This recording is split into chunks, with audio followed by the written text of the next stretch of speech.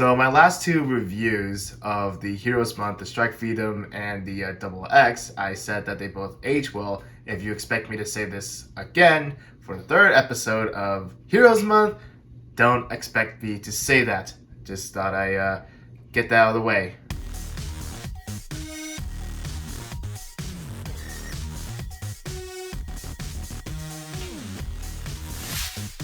How's it going, guys? It is Plastic Disasta, and finally I get to review the Gundam Age-1 Normal. I've already reviewed the Gundam Age-1 Titus, so my thoughts and opinions are going to be similar. If you're asking if this is a speed review, it's not, though it is the same Gundam, but they are different. And if you're confused, check out my Gundam Age-1 Titus review. I already explained it. I don't know if I already explained what Gundam Age is about in my Titus review. I'll explain it again. So basically, it's a generational story. 3 generations smashed into 1 season. So Age-1 would be the first protagonist. To simply put it, if you're a JoJo's Bizarre Adventure fan, think of Gundam Age-1 as Jonathan Joestar, while Gundam Age-2 and 3 are his descendants. And the Gundam Age-1 Normal is piloted by a friendly yet short-tempered protagonist, Foot Asuno.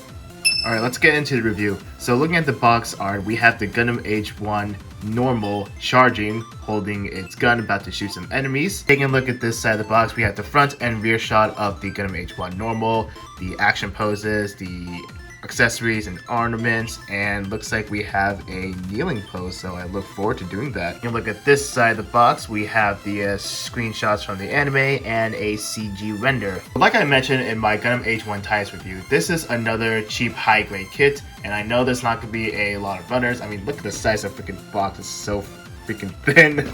So anyways, we are greeted with 2 bags of runners and a manual. Looking at the cover of the instruction manual, we already saw a familiar box art. Here is the Gundam Age-1 Normal in the anime and the pilot. Cracking open inside the manual, the top half would be more screenshots of the anime, well, only these 3, and a familiar shot from the side of the box and a familiar pose. Looking at the bottom half of the manual, we already saw these familiar images, the weapons, the variations of the Age-1 Normal, and the color guide if you're planning on painting it. Cracking open the assembly of the manual, looks like we're going to be using all the parts. You guys start out with the body, and later on you move to the head, the shoulders, the arms, more arms, putting the legs together, and putting more legs together, and the waist, and finally putting the kit together. And don't mind the extra parts from the Gundam Double X. Forgot to clean up the table. And putting the weapons together. Look at the back of the manual, you're putting the shield together and how to put on the accessories. Starting off with Runner A1 is going to be the Gundam protagonist colors. The red, the white, the yellow, and the blue. It looks like we have parts for the shield. That's part for the torso. More parts for the torso right here. Parts for the skirt. Parts for the head, the feet, and parts for the torso right here. Looks like that's a part for the head. Parts for the crotch, chest, head. And that is going to be a similar runner like we saw in the Gundam Age-1 Titus. Runner B is going to be the white parts. Looks like we have parts for the legs and the thighs, more parts for the feet, parts for the shoulders, the shield, side skirts, front and back skirt, hands. Looks like we have arm parts right over here, more arm parts right here, and that's part for the legs as well. Runner C is going to be the gray parts. Looks like we have parts for the elbow joints, the knee joints. Looks like we have parts for the shield, parts for the gun, and these parts have fallen off for the runner, so don't mind that. Polycap runner. Beam saber effect parts, 1 long, 1 short. And finally, a small sticker sheet. As you saw, not a lot of runners, so it's going to be a very quick build. Really looking forward how this kit goes, so I'll see you guys right after the build. So here is the Gundam Age-1 Normal all put together, and I gotta say, it is very quick, very simple, and very easy. Hell, I could even recommend this to the beginners, or even experienced modelers. If I were compared to the entry grade RX-78, that is a little more simple than the HG Age-1 Normal. As usual, I already painted the eyes and the head camera, and I also gave myself a head start to paint the chest area because I knew it would be a pain in the ass later on. And speaking of the chest area, I have a little funny story to tell you.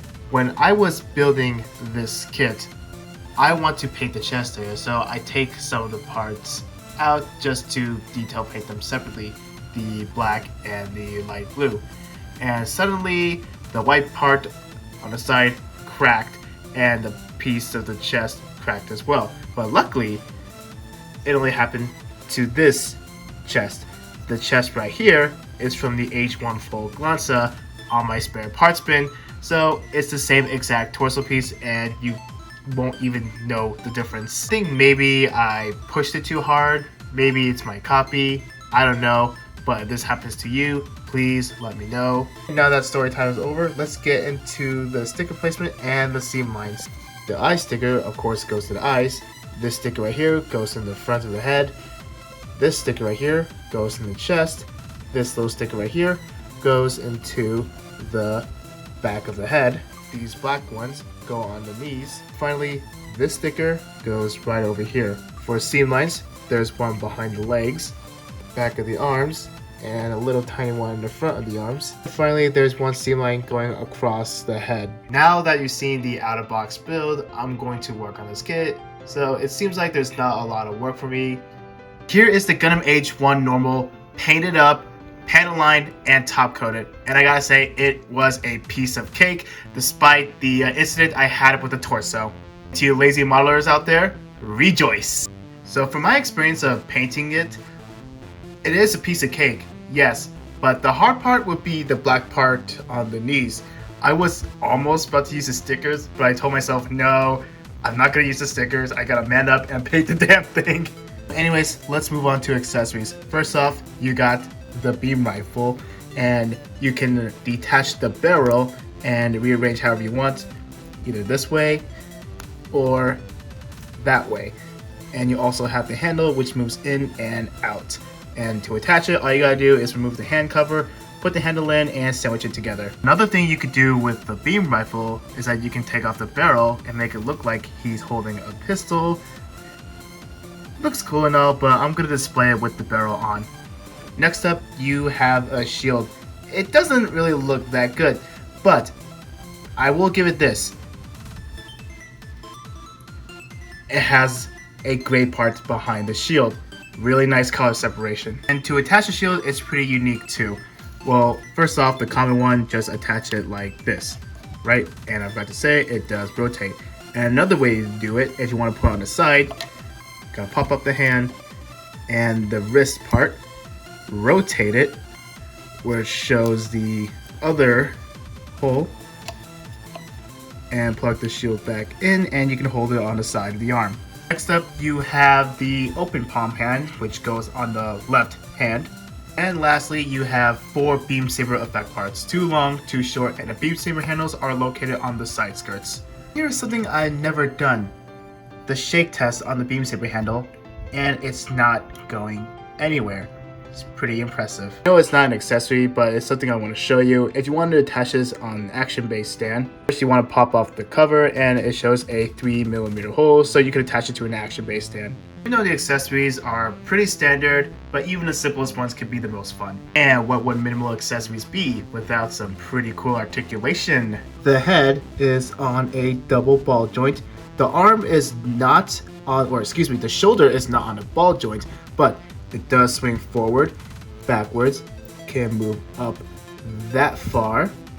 And as for the arm, you have a bicep swivel, double bend on the elbow, and a ball joint on the wrist. As for the torso, you get an almost non-existent ab crunch, and it can move back that far. You also get a waist swivel. The front skirts are molded together, but I did separate them, and it moves up that far. The side skirt moves out that far, and it's also on a ball joint. And for the back skirt, it can move out that far. The leg can move up that far, move back that far, and it can move out that far. It could do the full splits, thigh swivel, double bend at the knee. The ankle and the feet are kind of unique. Right up here, you get a hinge which moves back and forth, could also swivel, and down here you also get a ball joint. So it's a little wonky, but it works. Also, the pivot is actually pretty good. The ankle armor is also on a ball joint as well. Moving on to the backpack, only this thruster is on a ball joint. Overall, I'm quite impressed with the articulation, and hell, it even does the kneeling pose, just like how it advertises on the box. Alright, so let's move on to the size comparisons. So here's the H1 normal right next to the standard size RX-78. And fun fact, the H1 normal is loosely based off of the standard RX-78. I mean, how else am I supposed to come up with a creative title? Since we're still on the topic of Heroes Month for alternate universe Gundam protagonist, here he is right next to the God Gundam and the Wing Zero TV version. No, the Wing Zero TV version is not drunk. I just need to adjust the legs so it can stand up straight. And by the looks of it, it's kind of odd that the God Gundam is the same height as the H1 normal, while the Wing Zero is a little shorter. Okay, let me just zoom back just a little bit and bring in other alternate universe protagonists. Here he is right next to the Gundam Double X. I know it's a little back heavy, but look at that. And the Strike Freedom barely peeping out this side. As you can see, the Strike Freedom towers over all of them. And the more I look at this group, the more excited I am to build the other protagonist mobile suits. Well, alternate universe specifically. And before I forget, here he is right next to the Age-1 Titus. And I know you might be asking, whoa, he looks a little different. What's going on with him? I am in the middle of customizing him and I'm going to pay him soon. So look forward to my Age-1 Titus custom. And finally, here he is right next to Godzilla and Optimus Prime. Obviously, the H1 normal is shorter than both these figures, so let's move on to my final thoughts. Moving on to my final thoughts, I have to show the kneeling pose one last time. Anyways, you know I really enjoy this kit. Easy on the wallet, standard Gundam loadout, very nice articulation. What more you can ask for?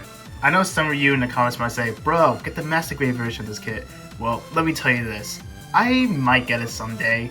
I just don't know when. But I heard it's a really great kit, so I will definitely check it out. Going back to the high grade version of this kit, one thing I forgot to talk about earlier in my review is the proportions. I wish the waist would be a little shorter in terms of the width. Two reasons.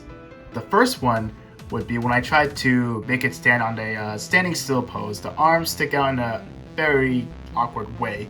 The second thing is that there are some gaps in the waist, well, in terms of the skirts. That's why I wish the width would be a little shorter, maybe like 1 millimeter, and it would be fine. It's just me being nitpicky. I'm sure you love the kit just the way it is. Another thing you guys want to ask me is that am I going to get the H2 normal and the H3 normal?